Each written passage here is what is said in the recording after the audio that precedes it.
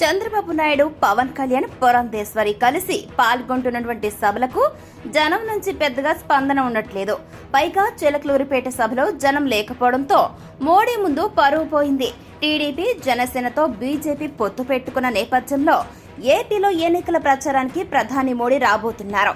చంద్రబాబు నాయుడు, పవన్ కళ్యాణ్ తో కలిసి ఆయన రాష్ట్రంలో 4 బహిరంగ సభల్లో పాల్గొంటారు. సభా స్థలాలు ఇంకా ఖరారు కాలేదు. అయితే ప్రాథమికంగా అరకాపల్లి, రాజమహేంద్రవరం, కడప, రాజంపేట, మరో చోట సభలు ఉంటాయని టీడీపీ చెబుతోంది. అదేవిధంగా వేదికలు ఖరారయ్యాక బీజేపీ పెద్దలతో సంప్రదించి తేదీలు ఖరారు చేస్తారు. మోడీ సభలు ఏమో కానీ కూటమి నేతల్లో మాత్రం టెన్షన్ స్టార్ట్ అయింది.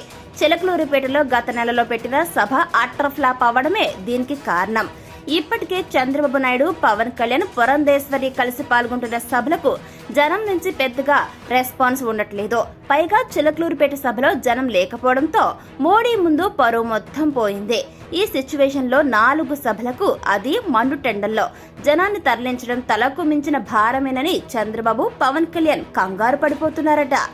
కానీ మోడీ సభలన్నా పెట్టకపోతే జనం తమ పొత్తుకు మోడీ ఆశీర్వాదం లేదని అనుమానిస్తారేమోనంటూ మరొక వైపు ఆందోళన చెందుతున్నారు.